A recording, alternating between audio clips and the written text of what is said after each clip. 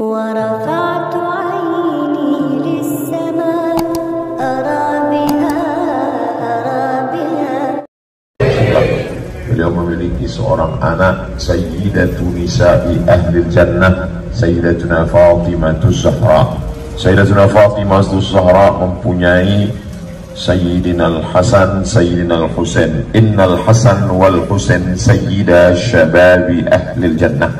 Lalu kemudian Sayyidina Al-Husain memiliki seorang anak, Sayyidina Ali Zainal Abidin. Sayyidina Ali Zainal Abidin memiliki seorang punya anak bernama Sayyidina Muhammad Al-Baqir. Lalu kemudian mulai ke seorang anak, Sayyidina Ja'far Shadiq. Sayyidina Ja'far Shadiq mempunyai beberapa orang anak.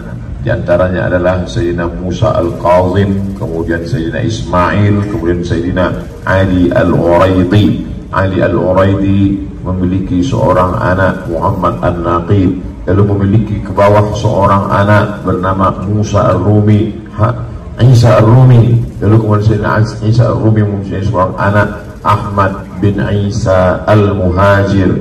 Hajara yuhajiru, muhajirun, muhajir karena dia hijrah dari Irak menuju sebuah negeri yang disebut Tarim, Hadramaut. Lalu memiliki seorang anak bernama Ubaidullah. Ubaidullah memiliki keturunan-keturunan. Itulah dia di antara keturunan Al-Attas, As-Saggab, Al-Haddad, Al-Jifri bin Shihab, Barakbah bin Syekh Abi Bakar, Sadatul Ba'alawi, Sadatul Alawiyin, nafa'ana Allah bitul umurihim wa husni adabihim wa lutfihim insyaallah. Jadi keutamaan adik-adik sekalian belajar dengan para habaib adalah yang pertama di antaranya adalah memiliki keutamaan nasab. Kalau keutamaan ilmu bisa hilang, orang pikun ilmunya hilang. Tapi kalau keutamaan nasab, sampai hari kiamat, sampai ketemu Nabi Muhammad SAW di surga Jannatul Firdaus, tidak akan ketemu. Jadi adik-adik yang selama ini sudah belajar, orang biasanya kalau belajar tiap hari ketemu, tiap hari belajar, tiap hari ta'lim, tiap hari ta'allum, tiap hari tabarruk, merasa nikmat ini biasa-biasa saja. Tapi bagi Al-Faqir Abdul Somad yang jauh dari Riau, jauh dari Sumatera, di tempat kami tidak begitu banyak bisa belajar kepada para habaib, maka bisa duduk satu majlis dengan zuriat Rasulullah SAW adalah keutamaan. Ini kelebihan adik-adik semua dipilih oleh Allah Subhanahu wa Ta'ala untuk melanjutkan risalah ini. Abdu 'alaiha bin nawajid. Man ya'ish ba'di, siapa yang hidup sesudah aku, fasayara ikhtilafan katsira. Di akhir dunia sudah tua ini banyak sekali ikhtilaf, khilafiyat. Tapi insyaallah kalau berada di bawah naungan para habaib, apa kata Nabi SAW? Taraktu fikum amrayni, kutinggalkan pada kamu dua perkara. In tamassaktum bihima, kalau kamu berpegang kepada keduanya, lam tadillu abada, tidak akan sesat. Yang pertama kitab Allah, Al-Quran. Yang kedua wa itrata ahli baiti, keturunan zuriat Nabi Muhammad sallallahu alaihi wasallam. Ini keutamaan yang pertama, keutamaan nasab. Yang kedua adalah keutamaan sanad. Yang pertama tadi nasab, yang kedua sanad. Kamu baca kitab ini dari mana? Saya baca dalam Sahih Al-Bukhari. Apa nama kitabnya? Al-Jami, Al-Musnad, Al-Sahih, Al-Mukhtasar min umuri Rasulullah SAW wa sunanihi wa ayyami. Siapa yang mengumpulkannya? Yang mengumpulkannya adalah Al-Imam Muhammad bin Ismail bin Ibrahim bin Al-Mughirah bin Bardizbah Al-Bukhari, meninggal tahun 256 Hijrah. Sementara kita sekarang sudah 1444 Hijrah. Bagaimana kita bisa sampai kepada Imam Al-Bukhari? Maka para habaib memiliki sanad yang bersih karena terdiri daripada sadah, daripada habaib. Kenapa mereka disebut dengan habaib? Diambil dari kata habib. Habib artinya hub, hub artinya cinta, Habib, al-mahbub, orang yang dicinta. Karena siapa yang mengamalkan amalan dia, semua makhluk mencintainya. Itulah dia Sayyidi Al-Habib Umar bin Abdurrahman Al-Abbas, yang pertama kali dipanggil dengan Al-Habib. Lalu kemudian, Ustaz Somad belajar di mana? Saya belajar di Maroko. Di sana ada zuriat Rasulullah SAW. Ya, kalau kita pergi ke Maroko, sampai di sana nanti adik-adik berada di suatu ibu kota namanya Ad-Darul Bayda. Ad-Dar artinya rumah, Bayda artinya putih, rumah putih. Tapi tulisan Latinnya Casablanca. Casa artinya rumah, Blanca artinya blank, kosong, putih. Rumah yang berwarna putih. Bahasa Arabnya Ad-Darul Bayda, tulisan Latinnya Casablanca. Dan di situ ada masjid yang besar dibangun oleh Sayyidina Hasan Al-Thani. Dia anak dari Sayyidina Muhammad Al-Khamis. Muhammad Al-Khamis anak dari Sayyidina Hasan Al-Awwal. Mereka adalah keturunan dari Al-Hasani, maka disebut dengan Al-Hasani. Di antara ulama besar Al-Hasani di kota Makkah Al-Mukarramah, Sayyidina Ahmad bin Muhammad bin Alawi bin Abbas Al-Hasani. Sedangkan para habaib Al-Husaini, maka kita mendapatkan dua keutamaan, keutamaan Sayyidina Al-Hasan dan keutamaan Sayyidina Al-Husain. Mudah-mudahan kita mendapatkan syafaatnya insyaallah.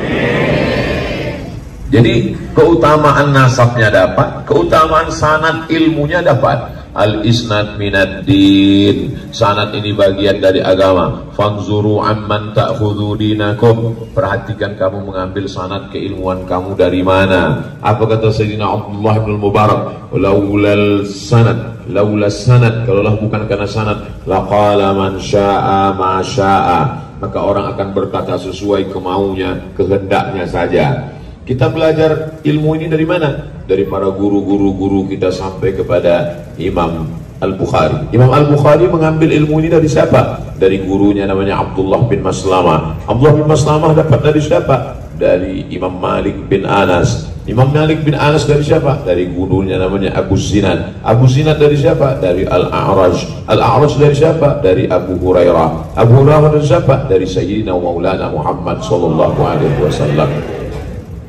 Man bassata rida'ahu, siapa yang mau membentangkan ridaknya di atas pasir ini, hatta ulqiya maqalati hadza, sampai aku menyampaikan hadis-hadisku ini, fala yansa ma sami'a minni abada, maka dia tidak akan melupakan apa yang dia dengar dari mulutku sampai hari kiamat insyaallah. Maka keutamaan isnad dan nasab inilah yang kita pelajari pada para habaib. Ini tidak ada dalam agama lain. Yang pertama isnad, yang pertama nasab, yang kedua adalah isnad. Orang lain tidak punya nasab, paling banyak menghafal Sayyidina Muhammad SAW bin Abdullah bin Abdul Muttalib bin Hashim bin Abi Manaf bin Qusay, sampai kepada Sayyidina Adnan, sampai kepada Sayyidina Ismail, sampai kepada Sayyidina Ibrahim alaihissalam. Sedangkan orang lain kalau ditanya, apalagi zaman sekarang, nama bapaknya pun dia tidak tahu. Kamu anak siapa? Anak tabung. Tidak jelas lagi. Maka adik-adik diberikan keutamaan. Yang pertama nasab, yang kedua sanad, yang ketiga i'rab. I'rab. Lah ini tolong ada dalilnya. Jangan jadikan masyarakat bodoh hanya untuk bertaklid. Sementara Allah melarang kita untuk bertaklid. Wala taqfu ma laisa laka bihi ilmun. Jangan engkau ikuti sesuatu yang kamu tidak ada dalil di sana. Tidak ada ilmu di sana. Kenapa Ustaz Abdul Somad tidak mengikuti Al-Quran? Al-Quran melarang kita untuk mengikuti sesuatu tanpa dalil. Tapi Ustaz Abdul Somad kemudian jamaahnya diminta oleh dia agar mengikuti bahwa Habib itu adalah cucu Nabi tanpa ada dalil. Dia mengenai sholat segala macam ada dalilnya, hadisnya begini, prek-prek dihafal oleh dia itu hadis-hadisnya. Hanya menghafal saja. Tidak pernah mengutip dari kitab Anu, kemudian dibacakan kitabnya.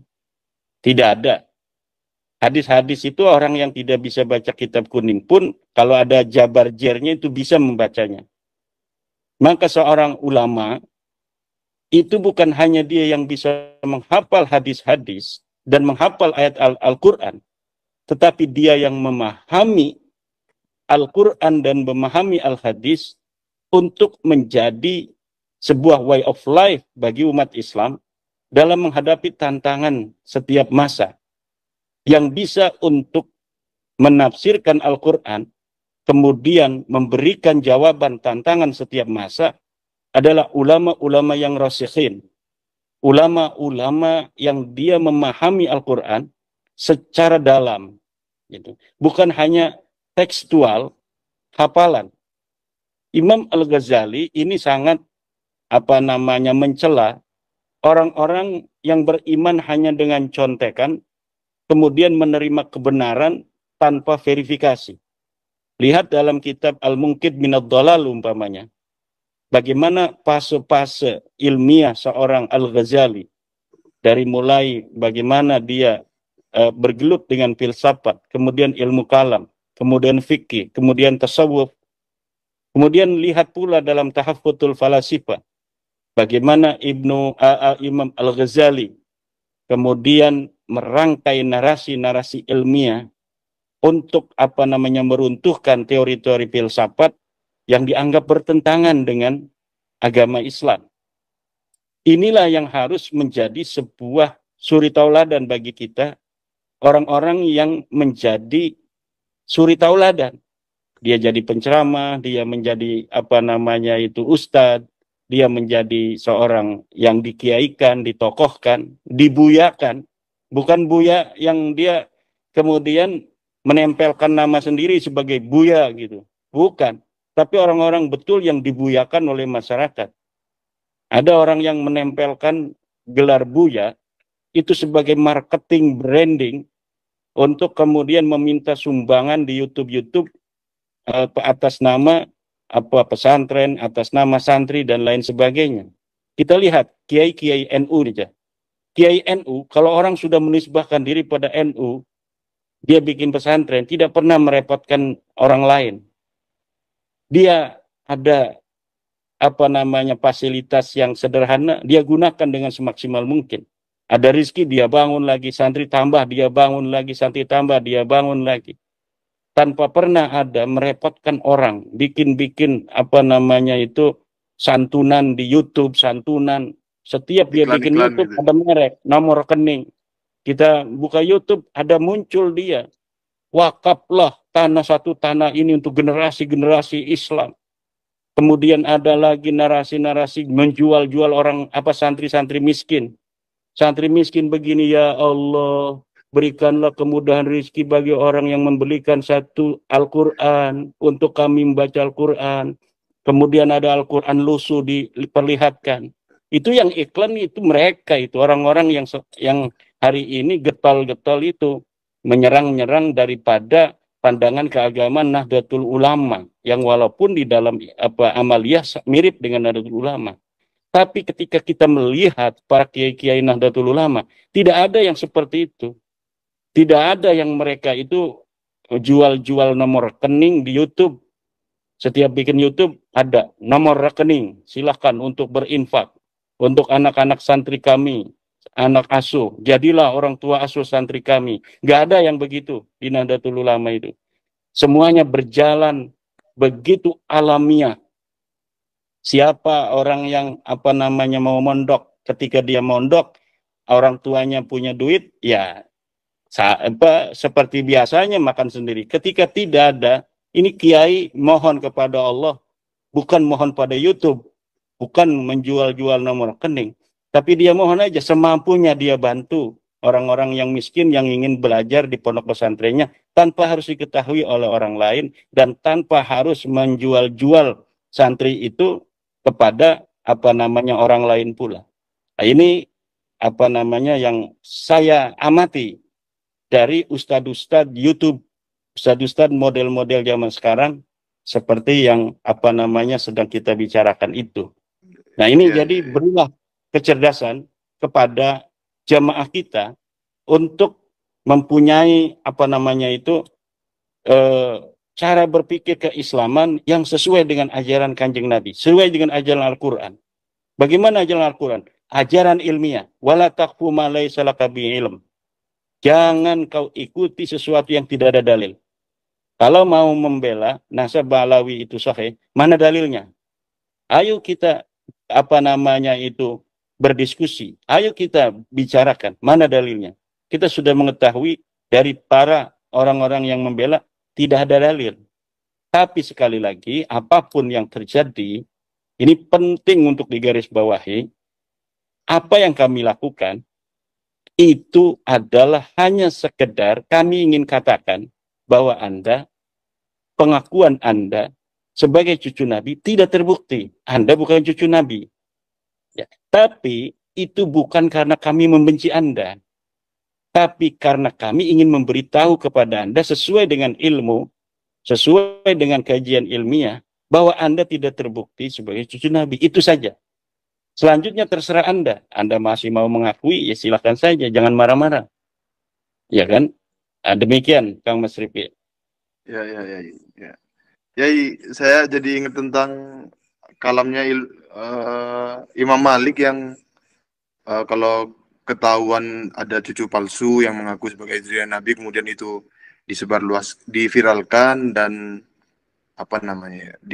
dan dipukuli begitu. Itu kan artinya dapat hukuman begitu kan. Itu kan artinya Imam Malik kan memperbolehkan bahkan menyarankan untuk memverifikasi setiap pengakuan kan begitu ya, termasuk terhadap. Iya. Tetapi saya namanya itu qaul ya. Nah, qaul ulama boleh kita ikuti, boleh tidak, kecuali yang ada dalil yang lebih kuat daripada qaul itu. Saya kira sah-sah saja Imam Malik untuk mengatakan itu. Bahwa orang yang mengaku sebagai cucu daripada Nabi Muhammad SAW kemudian tidak terbukti, itu harus diviralkan. Dan harus dipukulin. Saya setuju sampai diviralkan. Tapi saya tidak setuju sampai dipukulin. Nah, tidak ada itu. Nah, jadi kita akan batasi sampai diviralkan dan kita akan menjaga tidak adanya orang-orang yang menghakimi orang yang mengaku cucu Nabi sehingga itu harus dipukulin dan sebagainya. Kalau mereka sebelum ini itu yang dilakukan oleh mereka. Jadi mereka sangat yakin mereka cucu Nabi, kemudian ketika ada dari Wali Songo yang mempunyai silsilah jar Wali Songo itu kemudian mengaku juga sebagai cucu Nabi, dipukulin oleh mereka. Itu ada preseden itu, tetapi bagi kami itu tidak. Karena itu hanya ucapan Imam Malik, tidak ada dalil dari Al-Qur'annya, tidak ada dalil dari Al-Hadisnya. Perkataan Imam Malik adalah perkataan ulama yang boleh diikuti, tetapi juga bagi yang mau tidak mengikuti itu tidak menjadi permasalahan. Karena itu hanya sebatas pendapat seorang ulama. Setiap ucapan seseorang bisa diterima dan bisa ditolak, kecuali ucapan baginda Nabi besar Muhammad sallallahu alaihi wasallam. Ya, silakan Mas Gus Lutfi. Seingat saya yang Mas Rifki barusan katakan itu mengenai ucapan Imam Malik itu pernah dikatakan oleh Habib Bahar Smith ketika di pengadilan, ditanyakan oleh hakim, kenapa kok kamu memukuli orang ini gitu. Dijawab pakai ucapannya Imam Malik tadi. Seingat saya begitu. Ya.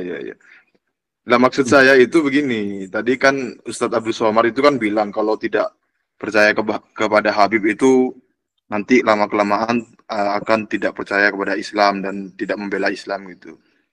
Nah, itu adanya qaul dari Imam Malik itu kan artinya tidak mempercayai seseorang atau membuktikan seseorang bahwa itu bukan cucu Nabi itu tidak berkonsekuensi terhadap keislaman seseorang begitu. Gimana Yai? Benar nggak Yai? Ya, saya setuju itu. Oke. Gus Didin, dipersilakan. Ya, ini mungkin tambahan saja. Setahu saya, Ustadz Abdul Somad itu sudah Profesor Doktor Abdul Somad Batubara LC DSE PhD. Jadi gelarnya itu luar biasa, Gus Rifki. Beliau tentunya seorang akademisi sejati. Nah, setahu saya, beliau juga itu wakil ketua Dewan Fatwa Pengurus Besar Al-Wasliyah, wakil ketua Majelis Ifta juga pernah. Artinya beliau itu positioningnya adalah Dewan Fatwa. Nah, ini tadi memperkuat mungkin dari yang sudah kita tahu gitu. Ini kan Habib itu seperti dibuat satu istilah untuk diksinya tadi yang kata Gus Rifki, Habib itu adalah cucu Nabi. Semua cucu Nabi namanya Habib. Padahal orang Indonesia atau umat Islam di Indonesia selain Habib yang sebelumnya dikenal sebagai cucu Nabi itu ada Sayyid dan Syarif. Ini kita diposisikan harus merubah bahwa yang namanya cucu Nabi itu Habib gitu. Nah, saya kira ini yang pertama. Kalau Profesor Dr. Ustadz Abdul Somad ini mau mencerdaskan kita semua, tentunya minimal beliau bisa menjawab dulu tesisnya Kiai Imad gitu tuh prosesnya terkait dengan tesis nasab. Baru beliau yang kalau saya lihat di sini sebagai Dewan Fatwa, tentunya kata-katanya ini menjadi fatwa gitu.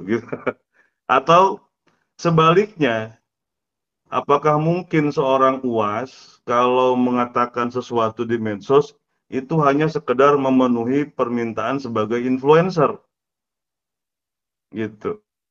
Jadi misalnya diminta untuk melakukan pembelaan terhadap Habib, maka beliau keluarkan pendapat gitu.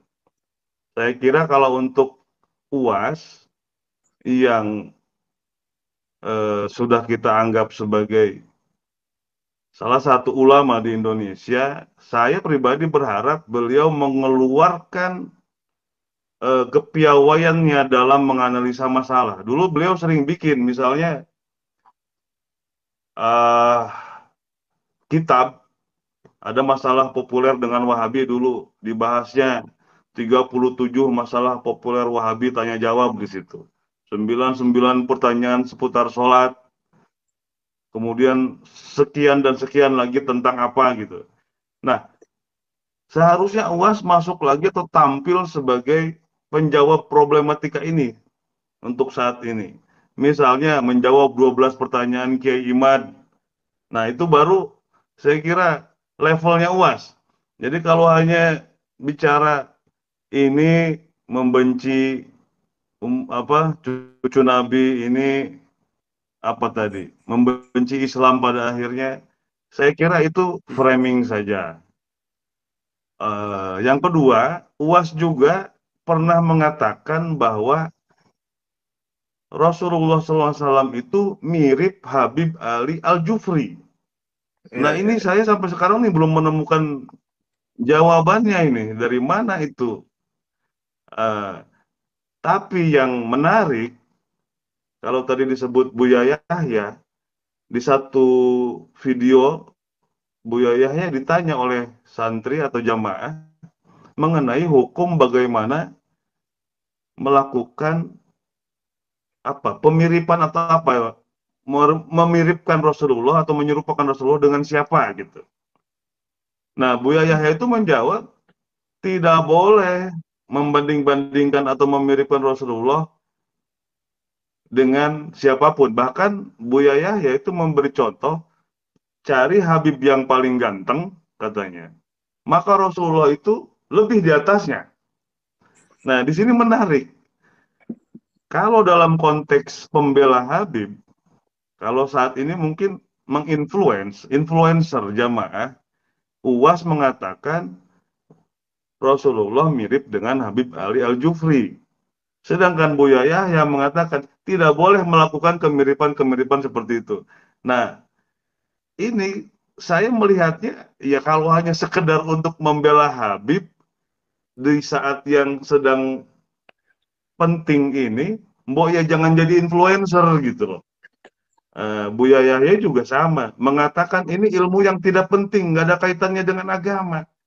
Lah kalau nggak ada kaitannya dengan agama, ngapain dilarang? Gitu.